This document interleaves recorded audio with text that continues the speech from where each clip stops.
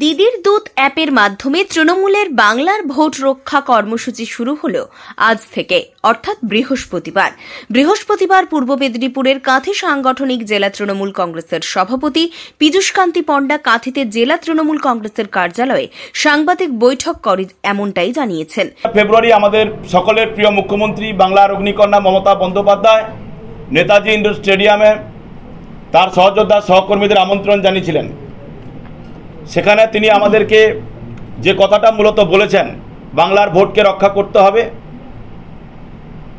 নির্বাচন কমিশনের সহযোগিতায় বিজেপি বিভিন্ন রাজ্যে অন্যান্য রাজ্য থেকে ভুতুড়ে ভোটারদের এনে সম্পূর্ণ চক্রান্ত করে জেতানোর চেষ্টা করেছে। কোথাও কোথাও তারা সফল হয়েছে। আগামী 26-এর বিধানসভা নির্বাচন, সেই বিধানসভা নির্বাচনেও বাংলাতেও তারা আমাদের উত্তরপ্রদেশ, গুজরাট থেকে বিভিন্ন ভোটারদের নিয়ে এসে এখানে নাম তুলিয়েছে। কেবলমাত্র নাম তোলানোই নয়, ভোটার আমাদের গুজরাট থেকে যে ভোটারদের নাম এখানে তোলানো হয়েছে, গুজরাটের ভোটার লিস্টেও তাদের নাম আছে। এখানে দেখা যাচ্ছে আমি শ্রী পীযূষকান্তি পণ্ডা, আমার এপিক নাম্বার, গুজরাটের কোনো মানুষের ছবি আমার এপিকের উপর ছাপানো হয়েছে।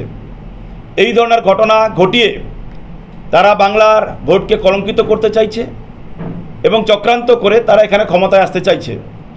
কিন্তু আমাদের প্রিয় মুখ্যমন্ত্রী শ্রীমতী মমতা বন্দ্যোপাধ্যায়, আমাদের প্রিয় নেতা অভিষেক বন্দ্যোপাধ্যায় আমাদেরকে সজাগ করেছেন। আমরা গত 1 মাস ধরে বিভিন্ন কমিটি তৈরি করে, একটা জেলা কমিটি, একটি ব্লক কমিটি, কোনোটা অঞ্চল committee, town committee, word committee, booth committee, বিভিন্ন কমিটি তৈরি করে আমাদের এই জেলার প্রত্যেকটা বুথের BLA-2 আমরা নিয়োগ করেছি দলের পক্ষ থেকে। তৃণমূলের নতুন এই কর্মসূচির মাধ্যমে একদিকে যেমন বাংলার ভোট সংশোধন বা বাংলার ভোট রক্ষা করা যাবে, অন্যদিকে মানুষের সাথে জনসংযোগ বাড়বে বলেই মনে করা হচ্ছে। যে কিভাবে আমরা আমাদের প্রতিটি জেলায় আমরা এই ভুয়ো ভোটারকে চিহ্নিত করব আর সক্রিয় ভোটার যারা আছে তাদেরকে শুদ্ধভাবে আমরা ভোটার তালিকায় রাখতে পারবো। তার জন্য তিনি আমাদের কাছে তার যেসব মাধ্যম দিয়ে বা আমাদের পরিষেবা মাধ্যমে দিয়ে কীভাবে করতে হবে তার ট্রেনিং দিয়েছেন এবং পুরো বাংলা পুরো জেলায় আমাদের BLO-1 নিয়োগ হয়েছে এবং প্রতিটি ব্লকে ব্লকে আমাদের BLO-2 নিয়োগ হয়েছে। 27শে ফেব্রুয়ারির পর থেকেই আমরা আমাদের জেলায় সক্রিয়ভাবে প্রতিটা ব্লকে সুপারভাইজার নিয়োগ হয়েছে। সক্রিয়ভাবে আমাদের এই কাজ চলছে। তো আমরা মনে করি আমাদের জেলায় সবাই যারা নেতৃত্ব দিচ্ছেন সবাই মিলে কিন্তু খুব সুন্দরভাবে আমাদের এই কাজটা হচ্ছে। এদিনের সাংবাদিক বৈঠকে উপস্থিত পূর্ব মেদিনীপুর জেলা পরিষদের সভাধিপতি উত্তম বারিক, জেলা তৃণমূলের চেয়ারম্যান ও এগরার বিধায়ক তরুণ কুমার মাইতি সহ অন্যান্যরা। ভোটার তালিকায় নিজের বুথে আপনার নিজের নামটা আছে কিনা দয়া করে দেখে নেবেন। আমার মেদিনীপুর জেলার সর্বস্তরের নাগরিকের কাছে বিনম্র আবেদন যে আপনি যে বুথের ভোটার সেই বুথে তালিকায় আপনার নামটা আছে কিনা প্রতিনিয়ত আপনি খোঁজখবর রাখবেন, দেখে নেবেন। আপনাদের যদি কোনো সমস্যা মনে হয়, যদি আপনার নাম কোনো কারণে বাদ দিয়ে থাকে, BLA-2 আমাদের বুথে রয়েছে, তাদের সাথে যোগাযোগ করবেন বা আমাদের দায়িত্বপ্রাপ্ত BLA-2 যার পরিবারের ভোটার থেকে নাম বাদ যাবে তাদের পরিবারে গিয়ে যোগাযোগ করবে। আমরা পারিবারিক ভিত্তিতে প্রাথমিকভাবে সার্ভে করে দেখে নেব যে কোথাও কোনো ভোটার তালিকায় কারচুপি হয়েছে কিনা। যদি কোনো ভোটার তালিকায় গরমিল ধরা পড়ে, যদি কোনো ভোটার তালিকায় কারচুপি ধরা পড়ে, তাহলে সঙ্গে সঙ্গে অভিযোগ দায়ের করতে হবে, লিপিবদ্ধ করতে হবে। তার জন্য 6 নম্বর, 7 নম্বর, 8 নম্বর ফর্ম সকলেই কিন্তু জানেন যারা ভোটার লিস্ট সংক্রান্ত কাজকর্মের সাথে যুক্ত থাকেন। সাধারণ মানুষেরা হয়তো এতটাভাবে এই সংক্রান্ত বিষয়ে বোঝেন না। তার জন্য BLA-2 সহ আমাদের একটি কমিটি বুথ লেভেলে আছে, তারা কিন্তু দেখাশোনা করবে। তাই আপনাদের মাধ্যমে সর্বস্তরের মেদিনীপুর জেলার বাসীর কাছে, বাংলার মানুষের কাছে বার্তা দিতে চাই যে ভারতীয় জনতা পার্টি হাই টেকনোলজি ব্যবহার করে, হাই টেকনোলজি প্রয়োগ করে যেভাবে মানুষের গণতান্ত্রিক অধিকার হরণ করার চেষ্টা করছে, সেভাবে হরণ করতে দেওয়া যাবে না। আমাদের অত্যন্ত দূরদর্শী নেত্রী মমতা বন্দ্যোপাধ্যায় আগেভাগে ধরে ফেলেছেন। আপনারা নিশ্চিত থাকুন, ভারতীয় জনতা পার্টির কোনো দুর্নীতি, ভোটার লিস্ট সংক্রান্ত কারচুপি তারা বাংলায় করতে পারবে না।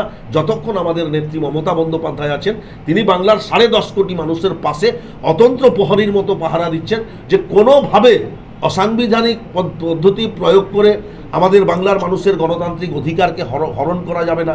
ভারতবর্ষের গণতন্ত্রকে রক্ষা করার লড়াইতে মমতা বন্দ্যোপাধ্যায় 1 নম্বর।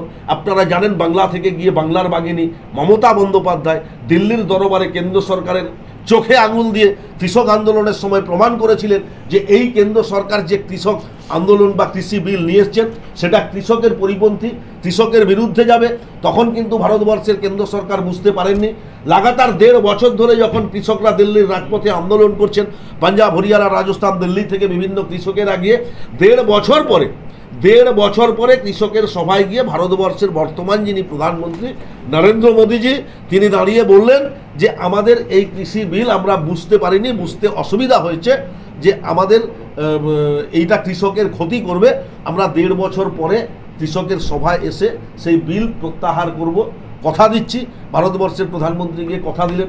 এই জায়গায় ছোট্ট একটা কথা বুঝতে একটু সকলকে হবে যে আমাদের বাংলার মাননীয় মুখ্যমন্ত্রী বাংলার বাঘিনী মমতা বন্দ্যোপাধ্যায় যেদিনকে কেন্দ্র সরকার বিল প্রণয়ন করলেন, ঠিক তার পরের দিন বললেন এই বিল ভারতবর্ষের কৃষকের পরিপন্থী হবে। আর যারা ভারতবর্ষের কেন্দ্র সরকার চালাচ্ছেন, যিনি ভারতবর্ষের 140 কোটি নাগরিকের প্রধানমন্ত্রী নরেন্দ্র মোদীজি, তার সেই ভুলটা বুঝতে সময় লাগলো 1.5 বছর। তাহলে আমাদের মুখ্যমন্ত্রী একদিনে বুঝতে পারলেন এটা ভুল, আর ভারতবর্ষের প্রধানমন্ত্রী 1.5 বছর পরে বুঝতে পারলেন। তাহলে নিশ্চিতভাবে তারা কতটা মানুষকে প্রতারণা করাচ্ছেন, কতটা মানুষকে ঠকাচ্ছেন, কতটা মানুষের গণতান্ত্রিক অধিকারকে হরণ করার জন্য সর্বশক্তি প্রয়োগ করছেন। সেই সর্বশক্তি যতই শক্তি প্রয়োগ করুক, বাংলায় মানুষের গণতান্ত্রিক অধিকার হরণ করা যাবে না, বাংলায় মানুষের সাংবিধানিক অধিকার হরণ করা যাবে না। মমতা বন্দ্যোপাধ্যায় অতন্ত্র প্রহরীর মতো 24 ঘন্টার মধ্যে 24 ঘন্টায় বাংলার মানুষের পাহারাদার হিসেবে কাজ করছেন।